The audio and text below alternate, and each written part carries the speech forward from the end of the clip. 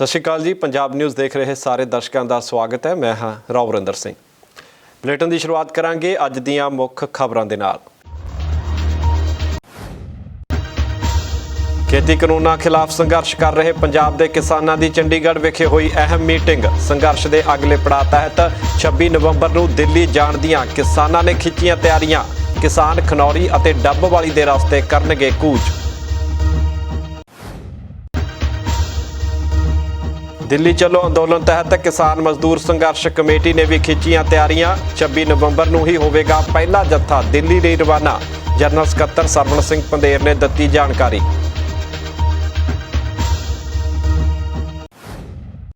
ਸ਼੍ਰੋਮਣੀ ਅਕਾਲੀ ਦਲ ਦੇ ਪ੍ਰਧਾਨ ਸੁਖਬੀਰ ਬਾਦਲ ਨੇ ਧਰਮ ਪਤਨੀ ਹਰਸਿਮਰਤ ਕੌਰ ਬਾਦਲ ਨਾਲ ਸ਼੍ਰੀ ਹਰਿਮੰਦਰ ਸਾਹਿਬ ਵਿਖੇ ਟੇਕਿਆ ਮੱਥਾ। ਭਾਜਪਾ ਦੇ ਕੌਮੀ ਪ੍ਰਧਾਨ JP ਨੱਡਾ ਦੀ ਪੰਜਾਬ ਫੇਰੀ ਤੋਂ ਅਕਾਲੀ ਦਲ ਨੂੰ ਨਹੀਂ ਕੋਈ ਇਤਰਾਜ਼। ਪੰਜਾਬ ਭਾਜਪਾ ਨੂੰ ਕਿਸਾਨਾਂ ਦਾ ਸਾਥ ਦੇਣ ਦੀ ਕੀਤੀ ਅਪੀਲ। ਅਤੇ ਪੰਜਾਬ ਸਰਕਾਰ ਨੇ ਪੇਂਡੂ ਇਲਾਕਿਆਂ ਵਿੱਚ ਚੱਲ ਰਹੇ ਝੋਨੇ ਦੇ ਖਰੀਦ ਕੇਂਦਰਾਂ ਨੂੰ ਬੰਦ ਕਰਨ ਦੇ ਦਿੱਤੇ ਆਦੇਸ਼। ਪੰਜਾਬ ਸਰਕਾਰ ਦੇ ਆਦੇਸ਼ ਤੋਂ ਬਾਅਦ ਮਾਨਸਾ ਵਿਖੇ ਕਿਸਾਨਾਂ ਨੇ ਸਰਕਾਰ ਖਿਲਾਫ ਲਗਾਇਆ ਧਰਨਾ। ਅਤੇ ਹੁਣ ਖਬਰਾਂ ਵਿਸਥਾਰ ਦੇ ਨਾਲ। ਕੇਂਦਰ ਸਰਕਾਰ ਤੇ ਦਬਾਅ ਬਣਾਉਣ ਦੇ ਲਈ ਪੰਜਾਬ ਦੀਆਂ 30 ਕਿਸਾਨ ਜਥੇਬੰਦੀਆਂ ਵੱਲੋਂ 26 ਨਵੰਬਰ ਨੂੰ ਦਿੱਲੀ ਦਾ ਘਿਰਾਓ ਕੀਤਾ ਜਾ ਰਿਹਾ ਹੈ, ਜਿਸ ਨੂੰ ਲੈ ਕੇ ਚੰਡੀਗੜ੍ਹ ਵਿਖੇ ਕਿਸਾਨ ਜਥੇਬੰਦੀਆਂ ਦੇ ਆਗੂਆਂ ਵੱਲੋਂ ਮੀਟਿੰਗ ਕੀਤੀ ਗਈ ਹੈ। ਇਸ ਮੀਟਿੰਗ ਤੋਂ ਪਹਿਲਾਂ ਕਿਸਾਨ ਆਗੂਆਂ ਨੇ ਮੀਡੀਆ ਨਾਲ ਗੱਲਬਾਤ ਕੀਤੀ ਅਤੇ ਦਿੱਲੀ ਦੇ ਘਿਰਾਓ ਸੰਬੰਧੀ ਜਾਣਕਾਰੀ ਦਿੱਤੀ ਹੈ। ਕਿਸਾਨ ਆਗੂਆਂ ਨੇ ਦੱਸਿਆ ਕਿ ਕਿਸਾਨ ਜਥੇਬੰਦੀਆਂ ਵੱਲੋਂ 2 ਰਸਤਿਆਂ ਰਾਹੀਂ ਦਿੱਲੀ ਵੱਲ ਕੂਚ ਕੀਤਾ ਜਾਵੇਗਾ। ਉਹਨਾਂ ਦੱਸਿਆ ਕਿ ਕਿਸਾਨ ਜਥੇਬੰਦੀਆਂ ਖਨੌਰੀ ਅਤੇ ਡੱਬਵਾਲੀ ਰਾਹੀਂ ਦਿੱਲੀ ਨੂੰ ਜਾਣਗੇ। ਇਸ ਦੌਰਾਨ ਕਿਸਾਨ ਟਰੈਕਟਰ ਟਰਾਲੀਆਂ ਵਿੱਚ ਸਵਾਰ ਹੋ ਕੇ ਦਿੱਲੀ ਜਾਣਗੇ ਅਤੇ ਟਰੈਕਟਰਾਂ ਦੇ ਨਾਲ 2-2 ਟਰਾਲੀਆਂ ਲਗਾਈਆਂ ਜਾਣਗੀਆਂ। ਇੱਕ ਟਰਾਲੀ ਦੇ ਵਿੱਚ ਕਿਸਾਨ ਬੈਠਣਗੇ, ਜਦੋਂ ਕਿ ਦੂਸਰੀ ਟਰਾਲੀ ਦੇ ਵਿੱਚ ਲੰਗਰ ਦਾ ਸਾਰਾ ਸਮਾਨ ਰੱਖਿਆ ਜਾਵੇਗਾ। ਦਿੱਲੀ ਜਾਣ ਲਈ ਕਿਸਾਨਾਂ ਵੱਲੋਂ ਹਰਿਆਣਾ ਸਰਕਾਰ ਤੋਂ ਮਨਜ਼ੂਰੀ ਵੀ ਲਈ ਜਾ ਰਹੀ ਹੈ। ਜਿਹੜਾ 26-27 ਦਾ ਐਕਸ਼ਨ ਹੈ ਉਹਨੂੰ ਬਹੁਤ ਫੁੱਲ ਸਾਡੀ ਤਿਆਰੀ ਹੈ। ਅਸੀਂ 2 ਥਾਵਾਂ ਦੇ ਵਿੱਚ ਦੀ ਉਹਦੇ 'ਚ ਜਿਹੜਾ ਦਿੱਲੀ ਦੇ ਵਾਸਤੇ ਦਾਖਲ ਹੋ ਰਹੇ ਹਾਂ। ਇੱਕ ਖਨੌਰੀ ਵਾਲਾ ਰਸਤਾ ਬਣਦਾ, ਇੱਕ ਡੱਬਵਾਲੀ ਵਾਲਾ ਰਸਤਾ ਬਣਦਾ। ਦੋਨਾਂ ਰਸਤਿਆਂ 'ਤੇ ਲੱਖਾਂ ਦੀ ਗਿਣਤੀ 'ਚ ਡੋਡੀ ਉਹ ਅਸੀਂ ਉੱਥੇ ਮਤਲਬ ਨੇੜੇ ਪਹਿਲਾਂ ਇਕੱਠੇ ਹੋਵਾਂਗੇ, ਉੱਥੋਂ ਇਕੱਠੇ ਹੋ ਕੇ ਕਾਫਲਾ ਲੈ ਕੇ ਅਸੀਂ ਅਤੇ ਗਾਹਾਂ ਵਧਣ ਦੇ ਲਈ ਅਸੀਂ ਮਤਲਬ ਹਰਿਆਣਾ ਸਰਕਾਰ ਤੋਂ ਮਨਜ਼ੂਰੀ ਵੀ ਲੈ ਰਹੇ ਹਾਂ ਵੀ ਸਾਨੂੰ ਆਗਿਆ ਦਿੱਤੀ ਜਾਵੇ ਇਹਦੇ ਵਿੱਚ ਕ੍ਰੋਸ ਕਰਨ ਦੀ ਦਿੱਲੀ ਜਾਣ ਵਾਸਤੇ, ਤਾਂ ਕਿ ਉਹ ਡਿੱਕਾ ਨਾ ਪਾਉਣ। ਹਰਿਆਣਾ ਜਥੇਬੰਦੀਆਂ ਨਾਲ ਕੋਈ ਤਾਲਮੇਲ ਬਣਾ ਰਹੇ ਹੋ? ਸਾਡੀ ਕੋਸ਼ਿਸ਼ ਹੈਗੀ ਆ, ਪਰ ਇਸ ਕੰਮ ਦਾ ਹਜੇ ਸਾਡਾ ਕਿਸੇ ਜਥੇਬੰਦੀ ਨਾਲ ਤਾਲਮੇਲ ਨਹੀਂ ਬਣਿਆ। ਵਿਅਕਤੀਆਂ ਨਾਲ ਤਾਲਮੇਲ ਹੈਗਾ। ਆਉਣ ਵਾਲੀ 26 ਨਵੰਬਰ ਨੂੰ ਕਿਸਾਨ ਮਜ਼ਦੂਰ ਸੰਘਰਸ਼ ਕਮੇਟੀ ਵੱਲੋਂ ਦਿੱਲੀ ਦਾ ਘਿਰਾਓ ਕਰਨ ਦੇ ਲਈ ਪਹਿਲਾ ਜੱਥਾ ਰਵਾਨਾ ਕੀਤਾ ਜਾਵੇਗਾ। ਪਹਿਲੇ ਜੱਥੇ ਦੇ ਵਿੱਚ ਅੰਮ੍ਰਿਤਸਰ ਅਤੇ ਤਰਨਤਾਰਨ ਦੇ ਕਿਸਾਨ ਸ਼ਾਮਿਲ ਹੋਣਗੇ। ਇਹ ਜਾਣਕਾਰੀ ਕਿਸਾਨ ਮਜ਼ਦੂਰ ਸੰਘਰਸ਼ ਕਮੇਟੀ ਦੇ ਜਨਰਲ ਸਕੱਤਰ ਸਰਵਣ ਸਿੰਘ ਪੰਧੇਰ ਨੇ ਦਿੱਤੀ ਹੈ। ਕਿਸਾਨ ਮਜ਼ਦੂਰ ਸੰਘਰਸ਼ ਕਮੇਟੀ ਪੰਜਾਬ ਵੱਲੋਂ ਕੌਮੀ ਅੰਦੋਲਨ ਨੂੰ ਹੋਰ ਮਜ਼ਬੂਤ ਕਰਨ ਲਈ 26 ਨਵੰਬਰ ਨੂੰ ਪਹਿਲਾ ਜੱਥਾ ਟਰੈਕਟਰ ਟਰਾਲੀਆਂ ਰਾਹੀਂ ਰਵਾਨਾ ਕੀਤਾ ਜਾਵੇਗਾ। ਕਿਸਾਨ ਮਜ਼ਦੂਰ ਸੰਘਰਸ਼ ਕਮੇਟੀ ਦੇ ਜਨਰਲ ਸਕੱਤਰ ਸਰਵਣ ਸਿੰਘ ਪੰਧੇਰ ਦਾ ਕਹਿਣਾ ਹੈ ਕਿ ਕੇਂਦਰ ਵੱਲੋਂ ਧਰਨੇ ਦੀ ਇਜਾਜ਼ਤ ਨਾ ਦੇਣਾ ਜਮਹੂਰੀਅਤ ਦਾ ਗਲਾ ਘੁੱਟਣ ਦੇ ਬਰਾਬਰ ਹੈ ਤੇ ਕਰੋਨਾ ਦੀ ਆੜ ਦੇ ਵਿੱਚ ਫੈਸਲਾ ਕਰਨਾ ਉਹਨਾਂ ਦੀ ਬਦਨੀਤੀ ਹੈ। ਪੰਧੇਰ ਨੇ ਦੱਸਿਆ ਕਿ ਪਹਿਲੇ ਜੱਥੇ ਦੇ ਵਿੱਚ ਅੰਮ੍ਰਿਤਸਰ ਅਤੇ ਤਰਨਤਾਰਨ ਜ਼ਿਲ੍ਹੇ ਦੇ ਲੋਕ ਅਤੇ ਕਿਸਾਨ ਸ਼ਾਮਲ ਹੋਣਗੇ।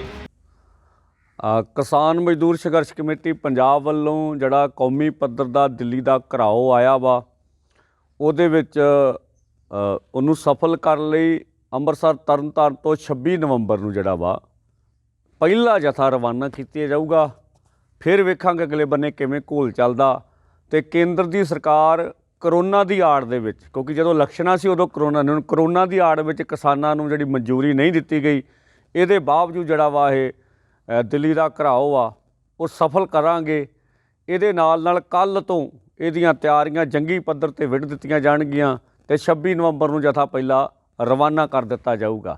ਜੰਡਿਆਲਾ ਗੁਰੂ ਵਿਖੇ ਰੇਲ ਰੋਕੋ ਅੰਦੋਲਨ ਦੇ 56ਵੇਂ ਦਿਨ ਸੰਬੋਧਨ ਕਰਦਿਆਂ ਸੂਬਾ ਜਨਰਲ ਸਕੱਤਰ ਸਰਵਣ ਸਿੰਘ ਪੰਧੇਰ ਹਰਪ੍ਰੀਤ ਸਿੰਘ ਸਿੱਧਵਾਂ ਨੇ ਕਿਹਾ ਕਿ ਕੇਂਦਰ ਸਰਕਾਰ ਪੰਜਾਬ ਨੂੰ ਬਲੈਕਮੇਲ ਕਰਕੇ ਜਾਂ ਕੋਈ ਲੂਲੇ ਲੰਗੜੇ ਸਮਝੌਤੇ ਤਹਿਤ ਯਾਤਰੂ ਗੱਡੀਆਂ ਨਹੀਂ ਚਲਾ ਸਕਦੀ, ਸਗੋਂ ਪਹਿਲਾਂ ਪੰਜਾਬ ਦੀ ਆਰਥਿਕ ਨਾਕੇਬੰਦੀ ਖਤਮ ਕਰਕੇ ਮਾਲ ਗੱਡੀਆਂ ਚਲਾਵੇ। ਜਥੇਬੰਦੀ ਮੋਦੀ ਸਰਕਾਰ ਦੇ ਨਾਲ ਸਾਂਝੀ ਕਮੇਟੀ ਨਹੀਂ ਬਣਾਵੇਗੀ ਤੇ ਨਾ ਹੀ ਇਸ ਦਾ ਹਿੱਸਾ ਹੋਵੇਗੀ। ਜੇਕਰ ਕੇਂਦਰ ਆਪਣੇ ਪੱਧਰ ਤੇ ਕੋਈ ਸਰਕਾਰੀ ਕਮੇਟੀ ਬਣਾਉਂਦਾ ਹੈ ਤਾਂ ਜੋ ਦੇਸ਼ ਦੀਆਂ ਸਾਰੀਆਂ ਜਥੇਬੰਦੀਆਂ ਦਾ ਪੱਖ ਜਾਣਨ ਲਈ ਤਾਂ ਅਸੀਂ ਵੀ ਆਪਣਾ ਪੱਖ ਰੱਖਾਂਗੇ। ਇਹਦੇ ਨਾਲ ਦੀ ਨਾਲ ਜਿਹੜੀ ਕੇਂਦਰ ਸਰਕਾਰ ਆ ਉਹ ਕਿਸਾਨਾਂ ਨੂੰ ਬਲੈਕਮੇਲ ਕਰਕੇ ਤੇ ਪੰਜਾਬ ਦੀ ਆਰਥਿਕ ਨਾਕੇਬੰਦੀ ਕਰਨ ਤੋਂ ਬਾਅਦ ਉਹ ਕਦੀ ਵੀ ਜ਼ਬਰਦਸਤੀ ਜਿਹੜਾ ਵਾ ਕਿਸਾਨਾਂ ਕੋਲੇ ਪੈਸੇਂਜਰ ਗੱਡੀਆਂ ਨਹੀਂ ਚਲਾ ਸਕਦੀ। ਸਾਡੀ ਜਥੇਬੰਦੀ ਵੀ ਪੈਸੇਂਜਰ ਗੱਡੀਆਂ ਚਲਾਉਣ ਦੀ ਇਜਾਜ਼ਤ ਹਾਲੇ ਤੱਕ ਨਹੀਂ ਗੀ। ਸਭ ਤੋਂ ਪਹਿਲਾਂ ਕੇਂਦਰ ਸਰਕਾਰ ਮਾਲ ਗੱਡੀਆਂ ਚਲਾਵੇ, ਮਾਹੌਲ ਨੂੰ ਸੁਖਾਵਾਂ ਬਣਾਵੇ। ਦੂਸਰਾ ਜਿਹੜਾ ਸਰਕਾਰ ਦਾ ਇਹ ਆ ਵੀ ਸਰਕਾਰ ਤੇ ਕਿਸਾਨਾਂ ਦੀ ਸਾਂਝੀ ਕਮੇਟੀ, ਸਰਕਾਰ ਤੇ ਕਿਸਾਨਾਂ ਦੀ ਸਾਂਝੀ ਕਮੇਟੀ ਦੇ ਅਸੀਂ ਹੱਕ ਵਿੱਚ ਨਹੀਂ ਹੈਗੇ। ਹਾਂ, ਸਰਕਾਰ ਆਪਣੇ ਤੌਰ ਤੇ ਕਮੇਟੀ ਬਣਾਵੇ ਸਰਕਾਰੀ, ਜਿਹੜੀ ਸਾਰੀਆਂ ਦੇਸ਼ ਦੀਆਂ ਜਥੇਬੰਦੀਆਂ ਦਾ ਪੁਆਇੰਟ ਆਫ ਵਿਊ ਉਹਦਾ ਪੱਖ ਲਵੇ, ਆਪਾਂ ਵੀ ਆਪਣਾ ਪੱਖ ਦੇਵਾਂਗੇ, ਫਿਰ ਕੀ ਫੈਸਲਾ ਕਰਦੇ। ਸੋ ਸਰਕਾਰ ਨਾਲ ਰਲ ਕੇ ਸਾਂਝੀ ਕਮੇਟੀ ਨਹੀਂ, ਇਹ ਸਾਜ਼ਿਸ਼ ਹੋ ਸਕਦੀ ਆ ਕਿਸਾਨਾਂ ਦੇ ਨਾਲ।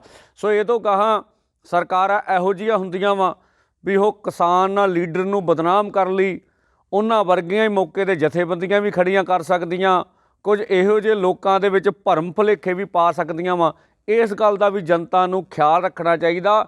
ਕਿਸਾਨ ਆਗੂਆਂ ਨੇ ਕਿਹਾ ਕਿ ਕੇਂਦਰ ਸਰਕਾਰ ਇਹ ਬਹਾਨਾ ਲਗਾ ਰਹੀ ਹੈ ਕਿ ਕਿਸਾਨ ਮਜ਼ਦੂਰਾਂ ਦੇ ਅੰਦੋਲਨ ਕਾਰਨ ਦਿੱਲੀ ਵਿੱਚ ਕਰੋਨਾ ਜ਼ਿਆਦਾ ਫੈਲ ਰਿਹਾ ਹੈ।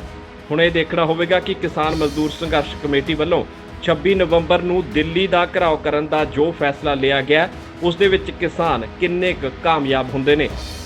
ਸ਼੍ਰੀ ਅੰਮ੍ਰਿਤਸਰ ਸਾਹਿਬ ਤੋਂ ਸੁਖਚੈਨ ਸਿੰਘ ਦੀ ਰਿਪੋਰਟ। ਸ਼੍ਰੋਮਣੀ ਅਕਾਲੀ ਦਲ ਦੇ ਪ੍ਰਧਾਨ ਸੁਖਬੀਰ ਬਾਦਲ ਅਤੇ ਉਹਨਾਂ ਦੀ ਧਰਮ ਪਤਨੀ ਹਰਸਿਮਰਤ ਕੌਰ ਬਾਦਲ ਸ਼੍ਰੀ ਦਰਬਾਰ ਸਾਹਿਬ ਅੰਮ੍ਰਿਤਸਰ ਵਿਖੇ ਨਤਮਸਤਕ ਹੋਏ ਨੇ। ਇਸ ਦੌਰਾਨ ਬਾਦਲ ਨੇ ਮੀਡੀਆ ਨੂੰ ਸੰਬੋਧਨ ਵੀ ਕੀਤਾ, ਜਿਸ ਦੌਰਾਨ ਬਾਦਲ ਨੇ ਜੇਪੀ ਨੱਡਾ ਦੇ ਪੰਜਾਬ ਦੌਰੇ ਤੇ ਬੋਲਦਿਆਂ ਕਿਹਾ ਕਿ ਇੱਥੇ ਕੋਈ ਵੀ ਆ ਸਕਦਾ ਹੈ, ਪਰ ਘੱਟੋ ਘੱਟ ਪੰਜਾਬ ਭਾਜਪਾ ਦੀ ਕਮੇਟੀ ਨੂੰ ਤਾਂ ਕਿਸਾਨਾਂ ਦਾ ਸਾਥ ਦੇਣਾ ਚਾਹੀਦਾ ਹੈ। ਸ਼੍ਰੋਮਣੀ ਅਕਾਲੀ ਦਲ ਦੇ ਪ੍ਰਧਾਨ ਸੁਖਬੀਰ ਸਿੰਘ ਬਾਦਲ ਅਤੇ ਸਾਬਕਾ ਕੇਂਦਰੀ ਮੰਤਰੀ ਹਰਸਿਮਰਤ ਕੌਰ ਬਾਦਲ ਅੰਮ੍ਰਿਤਸਰ ਪਹੁੰਚੇ ਨੇ, ਜਿੱਥੇ ਉਹ ਸੱਚਖੰਡ ਸ਼੍ਰੀ ਦਰਬਾਰ ਸਾਹਿਬ ਵਿਖੇ ਨਤਮਸਤਕ ਹੋਏ ਨੇ। ਇਸ ਮੌਕੇ ਉਹਨਾਂ ਗੁਰੂ ਸਾਹਿਬ ਜੀ ਦਾ ਆਸ਼ੀਰਵਾਦ ਲਿਆ ਅਤੇ ਸਰਬੱਤ ਦੇ ਭਲੇ ਲਈ ਅਰਦਾਸ ਵੀ ਕੀਤੀ। ਇਸੇ ਦੌਰਾਨ ਸੁਖਬੀਰ ਸਿੰਘ ਬਾਦਲ ਨੇ ਪ੍ਰੈਸ ਕਾਨਫਰੰਸ ਕਰਦਿਆਂ ਜੇਪੀ ਨੱਡਾ ਦੇ ਪੰਜਾਬ ਦੌਰੇ ਬਾਰੇ ਕਿਹਾ ਕਿ ਇੱਥੇ ਕੋਈ ਵੀ ਆ ਸਕਦਾ ਹੈ, ਪਰ ਘੱਟੋ ਘੱਟ ਪੰਜਾਬ ਕਮੇਟੀ ਨੂੰ ਤਾਂ ਕਿਸਾਨਾਂ ਦਾ ਸਾਥ ਦੇਣਾ ਚਾਹੀਦਾ ਹੈ। ਉਹਨਾਂ ਕਿਹਾ ਕਿ ਕਿਸਾਨਾਂ ਦੇ ਮਸਲੇ ਦਾ ਹੱਲ ਲੱਭਣਾ ਚਾਹੀਦਾ ਹੈ, ਲੈਕਚਰ ਦੇਣ ਦੀ ਜ਼ਰੂਰਤ ਨਹੀਂ ਹੈ। ਇਸ ਦੇ ਨਾਲ ਹੀ ਭਾਜਪਾ ਵੱਲੋਂ ਪੰਜਾਬ ਦੇ ਵਿੱਚ 117 ਸੀਟਾਂ ਤੇ ਵਿਧਾਨ ਸਭਾ ਚੋਣਾਂ ਲੜਨ ਬਾਰੇ ਸੁਖਬੀਰ ਬਾਦਲ ਨੇ ਕਿਹਾ ਕਿ ਇਹ ਉਹਨਾਂ ਦਾ ਹੱਕ ਹੈ, ਪਰ ਸਾਡੇ ਲਈ ਭਾਜਪਾ ਕੋਈ ਚੁਣੌਤੀ ਨਹੀਂ ਹੈ, ਕਿਉਂਕਿ ਪੰਜਾਬੀ ਜਾਣਦੇ ਨੇ ਕਿ ਉਹਨਾਂ ਦੀ ਅਸਲੀ ਪਾਰਟੀ ਕਿਹੜੀ ਹੈ। ਸੁਖਬੀਰ ਸਿੰਘ ਬਾਦਲ ਨੇ ਕਿਹਾ ਕਿ ਪੰਜਾਬ ਦੇ ਲੋਕਾਂ ਨੇ ਪਹਿਲਾਂ ਵੀ ਕਈ ਪਾਰਟੀਆਂ ਨੂੰ ਨਕਾਰਿਆ ਹੈ। ਸੀ ਹਰ ਪੋਲੀਟੀਕਲ ਪਾਰਟੀ ਨੂੰ ਆਪਣਾ ਰਾਈਟ ਹੈ ਇੱਥੇ ਆਉਣ ਦਾ, ਪਰ ਜੋ ਬੇਇਨਸਾਫੀ ਸੈਂਟਰ ਸਰਕਾਰ ਨੇ ਕੀਤੀ ਹੈ, ਜਿਹਦਾ ਬਹੁਤ ਵੱਡਾ ਨੁਕਸਾਨ ਪੰਜਾਬ ਦੇ ਕਿਸਾਨੀ ਨੂੰ ਹੋਣਾ ਹੈ। ਇੱਥੋਂ ਦੀ ਘੱਟ ਤੋਂ ਘੱਟ ਬੀਜੇਪੀ ਯੂਨਿਟ ਜੋ ਪੰਜਾਬ ਦਾ ਹੈ, ਉਹਨੂੰ ਤਾਂ ਸਟੈਂਡ ਲੈਣਾ ਚਾਹੀਦਾ। ਇੱਥੇ ਆ ਕੇ ਉਹ ਐਕਟਾਂ ਦੇ ਫਾਇਦੇ ਦੱਸਣ ਦੀ ਬਜਾਏ ਜੋ ਮੰਗ ਹੈ ਕਿਸਾਨੀ ਦੀ, ਘੱਟ ਤੋਂ ਘੱਟ ਕਿਸਾਨੀ ਦੀ ਮੰਗ ਪੂਰੀ ਕਰਨੀ ਚਾਹੀਦੀ ਹੈ। ਜੋ ਕਿਸਾਨ ਜਥੇਬੰਦੀਆਂ ਲੱਗੀਆਂ, ਸਾਰੇ ਕਿਸਾਨ ਸੰਘਰਸ਼ ਕਰ ਰਹੇ ਹੈ, ਉਹਨਾਂ ਦੀ ਗੱਲ ਸੁਣ ਕੇ ਉਹਨਾਂ ਦਾ ਹੱਲ ਕਰਨ ਦੀ ਲੋੜ ਹੈ, ਲੈਕਚਰ ਦੇਣ ਦੀ ਲੋੜ ਨਹੀਂ। ਸੁਖਬੀਰ ਬਾਦਲ ਨੇ ਪੰਜਾਬ ਦੇ ਵਿਗੜਦੇ ਹਾਲਾਤਾਂ ਬਾਰੇ ਕਾਂਗਰਸ ਸਰਕਾਰ ਤੇ ਨਿਸ਼ਾਨਾ ਸਾਧਿਆ। ਉਹਨਾਂ ਕਿਹਾ ਕਿ ਕਾਂਗਰਸ ਦੇ ਵਿੱਚ ਲੀਡਰਸ਼ਿਪ ਸੰਕਟ ਹੈ ਅਤੇ ਰਾਹੁਲ ਨੂੰ ਇੰਜ ਮਹਿਸੂਸ ਹੁੰਦਾ ਹੈ ਜਿਵੇਂ ਉਸ ਨੂੰ ਕੁਰਸੀ ਤੇ ਧੱਕੇ ਨਾਲ ਬਿਠਾਇਆ ਹੋਵੇ। ਬਾਦਲ ਨੇ ਕਿਹਾ ਕਿ ਕਾਂਗਰਸ ਪੰਜਾਬ ਦੇ ਵਿੱਚ ਬਿਲਕੁਲ ਖਤਮ ਹੈ। ਜੇ ਕਾਂਗਰਸ ਤੁਸੀਂ ਦੇਖੋਗੇ ਪੂਰੇ ਦੇਸ਼ ਵਿੱਚ ਹੁਣ ਖਤਮ ਹੋ ਰਹੀ ਹੈ। ਕਿਉਂ? ਜੇ ਕਾਂਗਰਸ ਦੀ ਜਿਹੜਾ ਬੰਦਾ ਕਾਂਗਰਸ ਦਾ ਹਰ ਪਾਰਟੀ ਦਾ ਜਿਹੜਾ ਲੀਡਰ ਹੁੰਦਾ ਨਾ, ਉਹ ਇੱਕ ਫੇਸ ਹੁੰਦਾ ਹੈ, ਉਹ ਪਾਰਟੀ ਦੀ ਅਗਵਾਈ ਕਰਦਾ ਹੈ। ਕਾਂਗਰਸ ਦੀ ਲੀਡਰਸ਼ਿਪ ਕ੍ਰਾਈਸਿਸ ਹੈ। ਕਾਂਗਰਸ ਦਾ ਜਿਹੜਾ ਫੇਸ ਹੈ ਰਾਹੁਲ ਗਾਂਧੀ ਹੈ, ਉਹ ਕੰਪੀਟੈਂਟ ਹੀ ਨਹੀਂ। ਉਹਨੂੰ ਮੈਨੂੰ ਲੱਗਦਾ ਜਿਵੇਂ ਐਂ ਲੱਗਦਾ ਜਿਵੇਂ ਧੱਕੇ ਨਾਲ ਉਹ ਕੁਰਸੀ 'ਤੇ ਬਿਠਾਇਆ ਪ੍ਰਧਾਨਗੀ ਦੀ, ਉਹ ਆਪ ਕਰਨਾ ਨਹੀਂ ਚਾਹੁੰਦਾ। ਜਿਹੜਾ ਬੰਦਾ ਦਿਲੋਂ ਸੇਵਾ ਨਹੀਂ ਕਰਨਾ ਚਾਹੁੰਦਾ, ਜਿਹੜਾ ਇਨਸਾਨ ਦਿਲੋਂ ਲੜਾਈ ਲੜਨਾ ਨਹੀਂ ਚਾਹੁੰਦਾ, ਜਿਹੜਾ ਇਨਸਾਨ ਦਿਲੋਂ ਪਾਰਟੀ ਦੀ ਅਗਵਾਈ ਕਰਨਾ ਨਹੀਂ ਚਾਹੁੰਦਾ, ਪਰ ਧੱਕੇ ਨਾਲ ਤੁਸੀਂ ਬਿਠਾ ਦਿਓ, ਆਹੀ ਹੋਣਾ ਜੋ ਕਾਂਗਰਸ ਦਾ ਹੋ ਰਿਹਾ। ਪੰਜਾਬ 'ਚ ਵੀ ਕਾਂਗਰਸ ਫੇਸ ਬਦਲਣ ਦੀ ਚਰਚਾ ਜੀ। ਕਾਂਗਰਸ ਦਾ ਪੰਜਾਬ 'ਚ ਬਿਲਕੁਲ ਖਤਮ ਹੈ। ਬਿਹਾਰ ਚੋਣਾਂ ਦੇ ਨਤੀਜਿਆਂ ਨੂੰ ਲੈ ਕੇ ਬਾਦਲ ਨੇ ਕਿਹਾ ਕਿ ਜਿਸ ਤਰ੍ਹਾਂ ਦਾ ਅਨੁਮਾਨ ਲਗਾਇਆ ਗਿਆ ਸੀ ਉਸ ਮੁਤਾਬਕ ਨਤੀਜੇ ਨਹੀਂ ਆਏ, ਇਸ ਲਈ ਚੋਣ ਨਤੀਜਿਆਂ ਤੇ ਸ਼ੱਕ ਹੋ ਰਿਹਾ। ਕਰਤਾਰਪੁਰ ਲਾਂਘੇ ਨੂੰ ਲੈ ਕੇ ਬਾਦਲ ਨੇ ਕਿਹਾ ਕਿ ਹੁਣ ਜਦੋਂ ਸਾਰੇ ਧਾਰਮਿਕ ਸਥਾਨ ਖੋਲ੍ਹ ਦਿੱਤੇ ਗਏ ਨੇ ਤਾਂ ਕਰਤਾਰਪੁਰ ਲਾਂਘੇ ਨੂੰ ਵੀ ਖੋਲ੍ਹ ਦੇਣਾ ਚਾਹੀਦਾ ਹੈ। ਲੋਕ ਇਨਸਾਫ ਪਾਰਟੀ ਦੇ ਪ੍ਰਧਾਨ ਸਿਮਰਜੀਤ ਬੈਂਸ ਤੇ ਲਗਾਏ ਗਏ ਇਲਜ਼ਾਮਾਂ ਨੂੰ ਲੈ ਕੇ ਬਾਦਲ ਨੇ ਕਿਹਾ ਕਿ ਇਹ ਘਟਨਾ ਸ਼ਰਮਨਾਕ ਹੈ। ਪੁਲਿਸ ਨੂੰ ਇਸ ਮਾਮਲੇ ਵਿੱਚ ਸਖਤ ਕਾਰਵਾਈ ਕਰਨੀ ਚਾਹੀਦੀ ਹੈ। ਸ਼੍ਰੀ ਅੰਮ੍ਰਿਤਸਰ ਸਾਹਿਬ ਤੋਂ ਸੁਖਚੈਨ ਸਿੰਘ ਦੀ ਰਿਪੋਰਟ। ਲੋਕ ਇਨਸਾਫ ਪਾਰਟੀ ਦੇ ਪ੍ਰਧਾਨ ਸਿਮਰਜੀਤ ਸਿੰਘ ਬੈਂਸ ਵੱਲੋਂ ਸਾਡਾ ਦੇਸ਼ ਸਾਡਾ ਪਾਣੀ ਸਾਡਾ ਹੱਕ ਦੇ ਤਹਿਤ ਹਰੀਕੇ ਪੱਤਣ ਤੋਂ ਚੰਡੀਗੜ੍ਹ ਤੱਕ ਪੰਜਾਬ ਅਧਿਕਾਰ ਯਾਤਰਾ ਸ਼ੁਰੂ ਕੀਤੀ ਗਈ ਹੈ। ਇਹ ਯਾਤਰਾ ਮੰਗਲਵਾਰ ਸ਼ਾਮੀ ਸ਼੍ਰੀ ਮੁਕਤਸਰ ਸਾਹਿਬ ਵਿਖੇ ਪਹੁੰਚ ਗਈ ਹੈ, ਜਿਸ ਦੇ ਵਿੱਚ ਵੱਡੀ ਗਿਣਤੀ ਵਿੱਚ ਲੋਕ ਇਨਸਾਫ ਪਾਰਟੀ ਦੇ ਵਰਕਰ ਵੀ ਸ਼ਾਮਲ ਹੋਏ ਨੇ। ਤੁਹਾਨੂੰ ਦੱਸ ਦਈਏ ਕਿ ਇਹ ਯਾਤਰਾ 16 ਨਵੰਬਰ ਨੂੰ ਸ਼ੁਰੂ ਹੋਈ ਹੈ, ਜੋ ਕਿ 19 ਨਵੰਬਰ ਨੂੰ ਚੰਡੀਗੜ੍ਹ ਵਿਖੇ ਜਾ ਕੇ ਸਮਾਪਤ ਹੋਵੇਗੀ। ਲੋਕ ਇਨਸਾਫ ਪਾਰਟੀ ਦੇ ਪ੍ਰਧਾਨ ਸਿਮਰਜੀਤ ਸਿੰਘ ਬੈਂਸ ਵੱਲੋਂ ਸ਼ੁਰੂ ਕੀਤੀ ਗਈ ਪੰਜਾਬ ਅਧਿਕਾਰ ਯਾਤਰਾ ਮੰਗਲਵਾਰ ਸ਼ਾਮ ਸ਼੍ਰੀ ਮੁਕਤਸਰ ਸਾਹਿਬ ਵਿਖੇ ਪਹੁੰਚੀ ਹੈ, ਜਿਸ ਦੇ ਵਿੱਚ ਲੋਕ ਇਨਸਾਫ ਪਾਰਟੀ ਦੇ ਵਰਕਰਾਂ ਨੇ ਵੱਧ ਚੜ੍ਹ ਕੇ ਹਿੱਸਾ ਲਿਆ। ਇਸ ਦੌਰਾਨ ਸਿਮਰਜੀਤ ਬੈਂਸ ਨੇ ਮੀਡੀਆ ਨਾਲ ਗੱਲ ਕਰਦਿਆਂ ਕਿਹਾ ਕਿ ਪੰਜਾਬ ਅਧਿਕਾਰ ਯਾਤਰਾ ਦੀ ਇਹ ਚੌਥੀ ਸਾਲਗਿਰਹ ਹੈ, ਜਿਸ ਦੇ ਇਹ ਯਾਤਰਾ ਹਰੀਕੇ ਪੱਤਣ ਤੋਂ ਸ਼ੁਰੂ ਹੋਈ ਹੈ ਤੇ ਜਿੱਥੇ 20 ਲੱਖ ਲੋਕਾਂ ਵੱਲੋਂ ਦਸਤਖਤ ਕਰਵਾ ਕੇ ਪੰਜਾਬ ਦੇ ਪਾਣੀਆਂ ਨੂੰ ਬਚਾਉਣ ਦੇ ਲਈ ਮੁਹਿੰਮ ਚਲਾਈ ਗਈ ਹੈ। ਉਹਨਾਂ ਦੱਸਿਆ ਕਿ ਇਹ ਯਾਤਰਾ 19 ਨਵੰਬਰ ਨੂੰ ਚੰਡੀਗੜ੍ਹ ਵਿਖੇ ਪਹੁੰਚੇਗੀ, ਜਿੱਥੇ 21 ਲੱਖ ਲੋਕਾਂ ਵੱਲੋਂ ਦਸਤਖਤ ਕਰਵਾ ਕੇ ਤਿਆਰ ਕੀਤੀ ਗਈ ਪਟੀਸ਼ਨ ਪੰਜਾਬ ਵਿਧਾਨ ਸਭਾ ਦੇ ਵਿੱਚ ਪਟੀਸ਼ਨ ਕਮੇਟੀ ਨੂੰ ਸੌਂਪੀ ਜਾਵੇਗੀ। ਮੈਂ ਅੜਿਆ ਰਿਹਾ ਤੇ ਬਿੱਲ ਪਾਸ ਹੋਇਆ 16 ਨਵੰਬਰ 2016 ਨੂੰ। ਅੱਜ ਹਰ ਬੱਚੇ ਦੀ ਜ਼ੁਬਾਨ ਤੇ ਅੱਗੇ ਅਸੀਂ ਪਾਣੀ ਦੀ ਕੀਮਤ ਵਸੂਲ ਕਰਨੀ ਹੈ। ਇਹ ਸਟੰਟ ਨਹੀਂ ਦੋਸਤ। 16 ਲੱਖ ਕਰੋੜ ਰੁਪਈਆ ਕੱਲਾ ਰਾਜਸਥਾਨ ਤੋਂ ਲੈਣਾ ਅਸੀਂ, ਤੇ ਸਾਡੇ ਤੇ ਕਰਜ਼ਾ ਕਿੰਨਾ?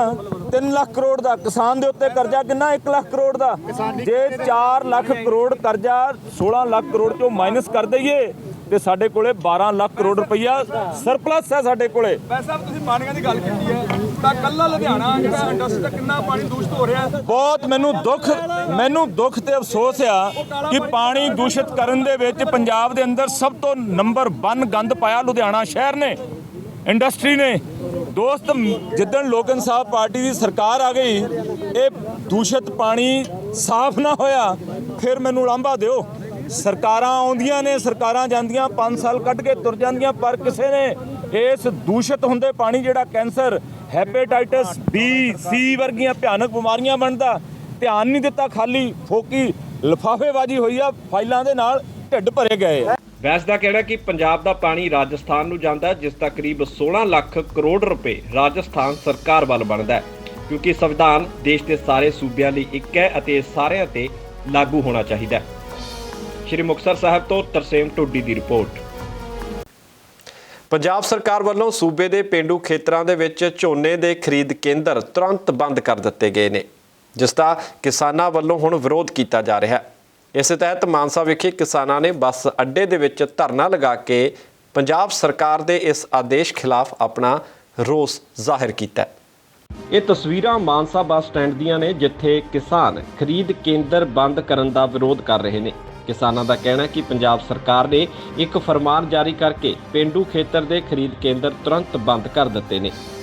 ਜ਼ਿਕਰਯੋਗ ਹੈ ਕਿ ਭਾਰਤੀ ਕਿਸਾਨ ਯੂਨੀਅਨ ਏਕਤਾ ਉਗਰਾਹਾਂ ਨੇ ਪੰਜਾਬ ਸਰਕਾਰ ਦੇ ਉਸ ਆਦੇਸ਼ ਦਾ ਵਿਰੋਧ ਕੀਤਾ ਹੈ, ਜਿਸ ਦੇ ਵਿੱਚ ਪੇਂਡੂ ਖੇਤਰ ਦੇ ਸਾਰੇ ਖਰੀਦ ਕੇਂਦਰ ਬੰਦ ਕਰਨ ਦੇ ਆਦੇਸ਼ ਦੇ ਦਿੱਤੇ ਗਏ ਸੀ। ਸਰਕਾਰ ਕਿਤੇ ਵੀ ਕਿਸਾਨਾਂ ਦੇ ਹੱਕ 'ਚ ਨਹੀਂ ਖੜਦੀ, ਇਹ ਕਾਰਪੋਰੇਟ ਘਰਾਣਿਆਂ ਦੇ ਹੱਕਾਂ 'ਚ ਖੜਦੀਆਂ। ਉਹਨਾਂ ਦੇ ਲਈ ਕਾਨੂੰਨ ਬਣਾਉਂਦੀਆਂ, ਉਹਨਾਂ ਦੇ ਲਈ ਹਿੱਤ ਬਣਾਉਂਦੀਆਂ, ਕਿਸਾਨਾਂ ਵਾਸਤੇ ਹਮੇਸ਼ਾ ਵਾਸਤੇ ਮਾਰੂ ਨੀਤੀਆਂ ਬਣਾਉਣਗੀਆਂ। ਪਹਿਲਾਂ ਅਸੀਂ ਜਿਹੜਾ ਮੋਦੀ ਸਰਕਾਰ ਤੇ ਰੈਡੀਨੈਸ ਲੈ ਕੇ ਆਈ ਹੈ, ਉਹ ਕਾਲੇ ਕਾਨੂੰਨ ਬਣਾ ਤੇ ਉੱਥੇ ਲੜਾਈ ਲੜ ਰਹੇ ਹਾਂ ਲੰਮੇ ਸਮੇਂ ਤੋਂ। ਪਰ ਅੱਜ ਅਖਬਾਰ ਦੇਖਣ ਤੇ ਪਤਾ ਲੱਗਿਆ ਜਿਹੜੀ ਕਹਿੰਦੀ ਆ ਪੰਜਾਬ ਸਰਕਾਰ ਮੈਂ ਕਿਸਾਨਾਂ ਦੇ ਪੱਖੀਆਂ, ਉਹਨੇ ਅਖਬਾਰ ਦੇ ਵਿੱਚ ਪੂਰੇ ਵੇਰਵੇ ਦੇ ਨਾਲ ਜਿਹੜੀ ਕਿਸਾਨਾਂ ਦੀ ਝੋਨੇ ਦੀ ਸਰਕਾਰੀ ਖਰੀਦ ਆ ਉਹ ਬੰਦ ਕਰਤੀ। ਪਰ ਸਾਨੂੰ ਬੱਸ ਅੱਡੇ ਦੇ ਵਿੱਚ ਆਹ ਜਾਮ ਲਾਉਣ ਦਾ ਕੋਈ ਸ਼ੌਂਕ ਨਹੀਂ ਸੀ। ਇੱਥੋਂ ਦੀ ਸਰਕਾਰ ਨੇ ਮਜਬੂਰੀ ਬਣਾਈ ਆ। ਕਿਸਾਨਾਂ ਦਾ ਝੋਨਾ ਜਿਹੜਾ ਮੰਡੀਆਂ ਦੇ ਵਿੱਚ ਰੁਲ ਰਿਹਾ ਹੈ। ਇਹਨਾਂ ਨੇ ਆ ਕੇ ਮੰਡੀਆਂ ਦੇ ਵਿੱਚ ਜਿਹੜਾ ਝੋਨਾ ਪਿਆ ਸੀ ਉਹਦੀ ਕੱਲ੍ਹ ਤੋਂ ਇਹਨਾਂ ਨੇ ਲਿਖਤੀ ਰੂਪ ਦੇ ਵਿੱਚ ਕੱਢਤਾ। ਅੱਜ ਜਿਹੜੀ ਮੰਡੀਆਂ ਦੇ ਵਿੱਚ ਪੇਂਡੂ ਮੰਡੀਆਂ ਨੇ ਝੋਨੇ ਦੀ ਖਰੀਦ ਹੈਗੀ ਜਿਹੜੀ ਉਹ ਪੰਜਾਬ ਸਰਕਾਰ ਵੱਲੋਂ ਬੰਦ ਕੀਤੀ ਗਈ ਹੈਗੀ। ਅਸੀਂ ਮੰਗ ਕਰਦੇ ਹਾਂ ਪੰਜਾਬ ਦੀ ਸਰਕਾਰ ਤੋਂ ਵੀ ਜਿਹੜੀ ਝੋਨੇ ਦੀ ਖਰੀਦ ਹੈਗੀ ਇਹ ਮੰਡੀਆਂ ਦੇ ਵਿੱਚ ਬਾਹਰ ਰੱਖੀ ਜਾਵੇ। ਹਜੇ ਪਿੰਡਾਂ ਦੇ ਵਿੱਚ ਲੋਕਾਂ ਦੇ ਝੋਨੇ ਖੇਤਾਂ ਦੇ ਵਿੱਚ ਵੱਢਣ ਵਾਲੀ ਬਹੁਤ ਜ਼ਿਆਦਾ ਪਏ ਨੇਗੇ। ਕੱਲ ਲਿਖਤੀ ਆਦੇਸ਼ ਦੇ ਕੇ ਅਧਿਕਾਰੀਆਂ ਨੂੰ ਇਹ ਹੁਕਮ ਦਿੱਤਾ ਹੈ ਕਿ ਜਿਹੜਾ ਮੰਡੀਆਂ ਦੇ ਵਿੱਚ ਝੋਨਾ ਪਿਆ ਪੇਂਡੂ ਮੰਡੀਆਂ ਦੇ ਵਿੱਚ ਉਹਦੀ ਖਰੀਦ ਬੰਦ ਕਰ ਦਿਓ। ਮੰਡੀਆਂ ਦੇ ਵਿੱਚ ਜਿਹੜੇ ਪੇਂਡੂ ਸੈਂਟਰ ਨੇ ਦਾਣਾ ਮੰਡੀ ਹੈ ਉਹਨਾਂ 'ਚ ਬਹੁਤ ਜ਼ਿਆਦਾ ਝੋਨਾ ਪਿਆ ਹੈ। ਜੇ ਖੇਤਾਂ ਦੇ ਵਿੱਚ ਵੀ ਕੁਝ ਥਾਵਾਂ 'ਤੇ ਝੋਨਾ ਵੱਢਣ ਵਾਲਾ ਖੜਾ ਹੈ ਤਾਂ ਜੇ ਸਰਕਾਰ ਦਾ ਇਹ ਕਿਸਾਨ ਵਿਰੋਧੀ ਫੈਸਲਾ ਹੈ ਤਾਂ ਕਿਸਾਨ ਆਪਦੀ ਜੀਰੀ ਨੂੰ ਲੈ ਕੇ ਕਿੱਥੇ ਜਾਊਗਾ। ਉਂਝ ਤਾਂ ਪੰਜਾਬ ਸਰਕਾਰ ਕਿਸਾਨਾਂ ਦੇ ਨਾਲ ਹੋਣ ਦਾ ਵਾਰ-ਵਾਰ ਦਾਅਵਾ ਕਰਦੀ ਹੈ, ਪਰ ਅਜਿਹੇ ਫਰਮਾਨ ਕੈਪਟਨ ਦੀ ਪੰਜਾਬ ਸਰਕਾਰ ਤੇ ਵੀ ਕਈ ਤਰ੍ਹਾਂ ਦੇ ਸਵਾਲ ਖੜੇ ਕਰਦੇ ਨੇ। ਮਾਨਸਾ ਤੋਂ ਸੰਜੀਵ ਲੱਕੀ ਦੀ ਰਿਪੋਰਟ। ਅੰਮ੍ਰਿਤਸਰ ਤੋਂ ਕਾਂਗਰਸੀ ਵਿਧਾਇਕ ਡਾਕਟਰ ਰਾਜਕੁਮਾਰ ਵੇਰਕਾ ਨੇ ਪੰਜਾਬ ਸਰਕਾਰ ਵੱਲੋਂ ਪੇਂਡੂ ਪੱਧਰ ਤੇ ਝੋਨੇ ਦੀ ਖਰੀਦ ਬੰਦ ਕਰਨ ਦਾ ਸਮਰਥਨ ਕੀਤਾ ਹੈ। ਵੇਰਕਾ ਨੇ ਕਿਹਾ ਕਿ ਪੰਜਾਬ ਸਰਕਾਰ ਨੇ ਫੈਸਲਾ ਕੋਰੋਨਾ ਵਾਇਰਸ ਦੇ ਫੈਲਾਅ ਨੂੰ ਦੇਖਦਿਆਂ ਲਿਆ। ਇਸ ਦੇ ਨਾਲ ਹੀ ਵੇਰਕਾ ਨੇ ਭਰੋਸਾ ਦਿੱਤਾ ਕਿ ਕਿਸਾਨਾਂ ਦੀ ਸਾਰੀ ਫਸਲ ਖਰੀਦੀ ਜਾਵੇਗੀ। ਬਈ ਹਰ ਸਾਲ ਇਹ ਟੈਂਪਰੇਰੀ ਮੰਡੀਆਂ ਹੈਗੀਆਂ ਔਰ 90% ਖਰੀਦ ਪੂਰੀ ਹੋ ਚੁੱਕੀ ਹੈ और हर साल ही ये मंडियां बंद होंगी, कोई नवी गल है नहीं और हर साल ही नवियां बनदियां क्योंकि ऐतकी कोरोना महामारी नूं देखते हुए ये खरीद केंद्रां दे विच इजाफा किया गया सी।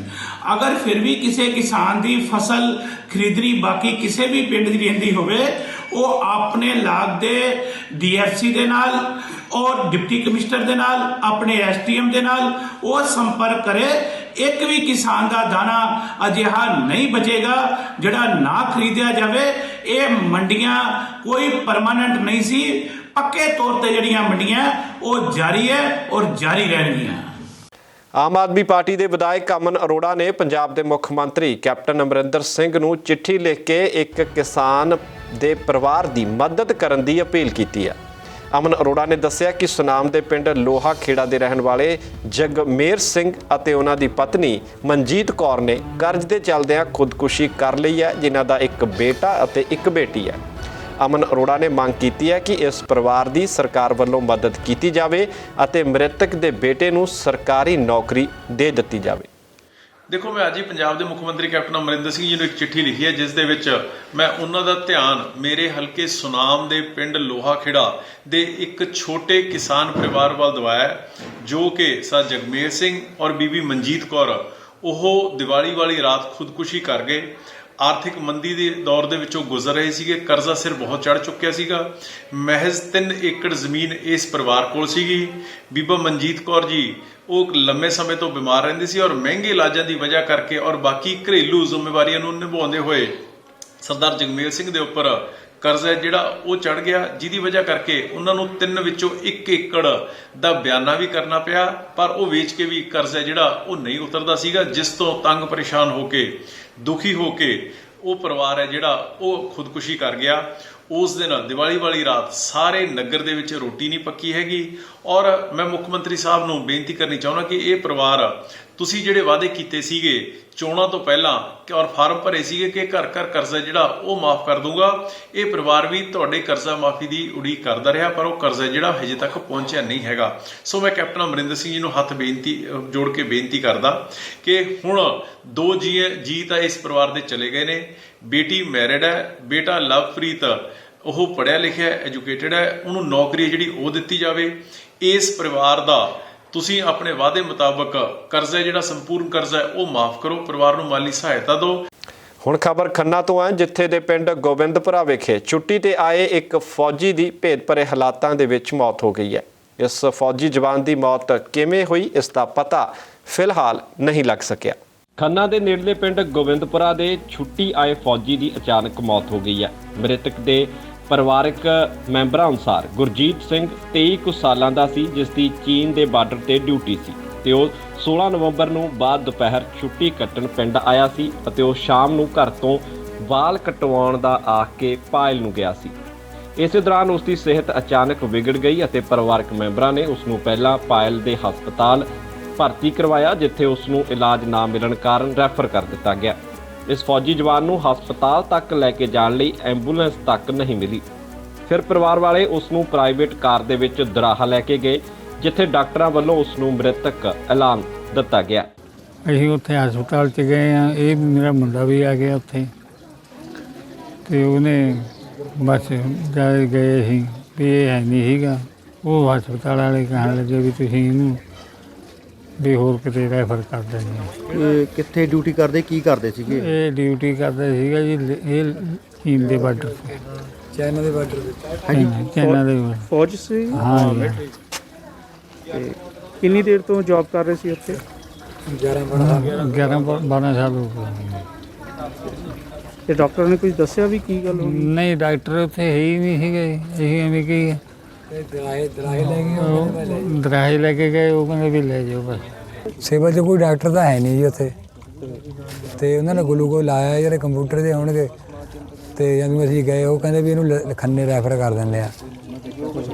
ਫਿਰ ਉੱਥੇ ਐਂਬੂਲੈਂਸ ਨਹੀਂ ਸੀ, ਫਿਰ ਅਸੀਂ ਪ੍ਰਾਈਵੇਟ ਗੱਡੀ ਕਰੀ, ਅਸੀਂ ਦਰਾਹੇ ਲੈ ਗਏ। ਇਹਨੂੰ ਦਰਾਹੇ ਗਏ, ਉਹ ਕਹਿੰਦੇ ਵੀ ECG ਕਰਕੇ ਦੇਖ ਲੈਂਦੇ ਆ।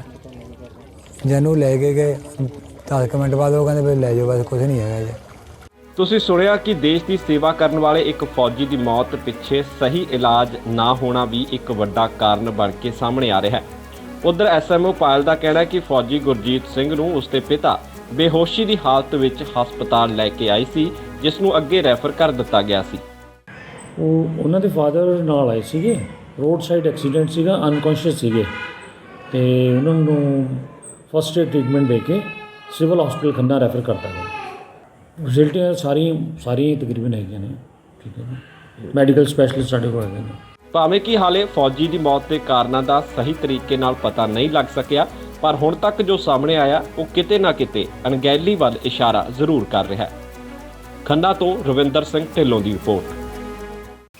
ਅਤੇ ਆਓ ਹੁਣ ਬੁਲੇਟਿਨ ਦੇ ਅਖੀਰ ਦੇ ਵਿੱਚ ਖਾਲਸਾ ਪੰਥ ਦੇ ਸਿਰਜਣਹਾਰ ਸ੍ਰੀ ਗੁਰੂ ਗੋਬਿੰਦ ਸਿੰਘ ਜੀ ਦੇ ਜੋਤੀ ਜੋਤ ਦਿਵਸ ਤੇ ਪੇਸ਼ ਹੈ ਸਾਡੀ ਇਹ ਖਾਸ ਰਿਪੋਰਟ। ਵਾਹਿਗੁਰੂ ਜੀ ਕਾ ਖਾਲਸਾ, ਵਾਹਿਗੁਰੂ ਜੀ ਕੀ ਫਤਿਹ। ਹੱਕ ਹੱਕ ਆਗਾਹ ਗੁਰੂ ਗੋਬਿੰਦ ਸਿੰਘ, ਸ਼ਾਹੇ ਸ਼ਾਹਨਸ਼ਾਹ ਗੁਰੂ ਗੋਬਿੰਦ ਸਿੰਘ।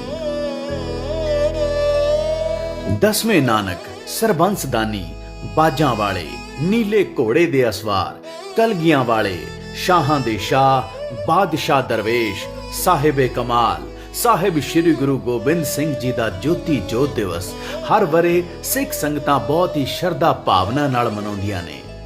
ਸਾਹਿਬ ਸ੍ਰੀ ਗੁਰੂ ਗੋਬਿੰਦ ਸਿੰਘ ਜੀ ਨੇ 1666 ਈਸਵੀ ਨੂੰ ਸ੍ਰੀ ਗੁਰੂ ਤੇਗ ਬਹਾਦਰ ਜੀ ਤੇ ਮਾਤਾ ਗੁਜਰੀ ਜੀ ਦੇ ਗ੍ਰਹਿ ਪਟਨਾ ਸਾਹਿਬ ਵਿਖੇ ਅਵਤਾਰ ਧਾਰਿਆ।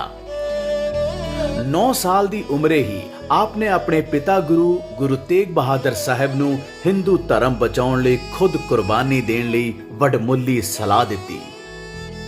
ਆਪਨੇ ਖਾਲਸਾ ਪੰਥ ਦੀ ਸਾਜਨਾ ਕਰਕੇ ਮੁਰਦਾ ਹੋ ਚੁੱਕੀ ਕੌਮ ਵਿੱਚ ਨਵੀਂ ਰੂਹ ਫੂਕ ਕੇ ਜਾਗਰਤੀ ਪੈਦਾ ਕੀਤੀ।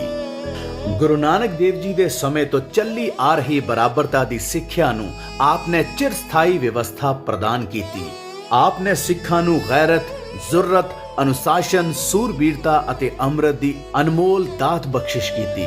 ਗੁਰੂ ਗੋਬਿੰਦ ਸਿੰਘ ਜੀ ਨੇ ਸ਼੍ਰੀ ਗੁਰੂ ਗ੍ਰੰਥ ਸਾਹਿਬ ਨੂੰ ਗੁਰਗੱਦੀ ਬਖਸ਼ਿਸ਼ ਕਰਕੇ ਜਿੱਥੇ ਵਿਸ਼ਵ ਧਰਮ ਦਰਸ਼ਨ ਵਿੱਚ ਨਵੀਂ ਚੇਤਨਾ ਪੈਦਾ ਕੀਤੀ, ਉੱਥੇ ਸਿੱਖਾਂ ਨੂੰ ਸਦਾ ਲਈ ਸ਼ਬਦ ਗੁਰੂ ਦੇ ਲੜ ਲਾਇਆ। ਅਖੀਰ ਆਪ 1708 ਈਸਵੀ ਵਿੱਚ ਅਬਚਲ ਨਗਰ ਹਜ਼ੂਰ ਸਾਹਿਬ ਨੰਦੇੜ ਦੇ ਸਥਾਨ ਤੇ ਅਕਾਲ ਜੋਤ ਵਿੱਚ ਲੀਨ ਹੋ ਗਏ। ਇਸ ਪਾਵਨ ਸਥਾਨ ਤੇ ਸੁੰਦਰ ਗੁਰਦੁਆਰਾ ਸਾਹਿਬ ਸੁਸ਼ੋਭਿਤ ਹੈ, ਜੋ ਸਿੱਖਾਂ ਦੇ 5ਵੇਂ ਤਖਤ ਵਜੋਂ ਸੁਭਾਏਮਾਨ ਹੈ। ਆਪਨੇ ਮਨੁੱਖਤਾ ਦੀ ਭਲਾਈ ਤੇ ਮਜ਼ਲੂਮਾਂ ਦੀ ਰੱਖਿਆ ਲਈ ਆਪਣਾ ਸਭ ਕੁਝ ਲੇਖੇ ਲਾ ਦਿੱਤਾ। ਆਪ ਨਿਪੁੰਨ ਆਗੂ, ਮਹਾਬਲੀ ਯੋਧੇ, ਮਹਾਨ ਕਵੀ ਤੇ ਸੰਗੀਤਕਾਰ ਸਨ, ਜੋ ਆਪ ਜੀ ਦੀ ਮਹਾਨ ਸ਼ਖਸੀਅਤ ਦੇ ਲਖਾਇਕ ਨੇ। ਆਪ ਜੀ ਦੀ ਮਹਾਨ, ਵਿਲੱਖਣ ਤੇ ਬਹੁਪੱਖੀ ਸ਼ਖਸੀਅਤ ਨੂੰ ਸ਼ਬਦਾਂ ਰਾਹੀਂ ਬਿਆਨ ਕਰਨਾ ਔਖਾ ਹੀ ਨਹੀਂ, ਸਗੋਂ ਅਸੰਭਵ ਹੈ। करतार की सौगंध है, नानक की कसम है, जितनी भी हो गोविंद की तारीफ वो कम है। हर चंद मेरे हाथ में पुरजोर कलम है, सतगुर के लिखूं वस्फ कहाँ ताबे रकम है। एक आंख से क्या बुलबुला कुल बहर को देखे, साहिल को या मंझधार को या लहर को देखे। ਅਸੀਂ ਸਾਹਿਬ ਸ਼੍ਰੀ ਗੁਰੂ ਗੋਬਿੰਦ ਸਿੰਘ ਜੀ ਦੇ ਪਾਵਨ ਜੋਤੀ ਜੋਤ ਦਿਵਸ ਤੇ ਗੁਰੂ ਜੀ ਦੀ ਮਹਾਨ ਸ਼ਖਸੀਅਤ ਨੂੰ ਵਾਰ-ਵਾਰ ਸਜਦਾ ਕਰਦੇ ਹੋਏ ਸਰਬਤ ਦੇ ਭਲੇ ਦੀ ਅਰਦਾਸ ਕਰਦੇ ਹਾਂ। ਸੋ ਇਹ ਸਨ ਹੁਣ ਤੱਕ ਦੀਆਂ ਖਬਰਾਂ। ਨਵੀਆਂ ਤੇ ਤਾਜ਼ਾ ਖਬਰਾਂ ਲੈ ਕੇ ਜਲਦ ਫਿਰ ਤੁਹਾਡੇ ਨਾਲ ਮੁਲਾਕਾਤ ਹੋਵੇਗੀ। ਤਦ ਤੱਕ ਦੇ ਲਈ ਆਗਿਆ ਦਿਓ। ਧੰਨਵਾਦ।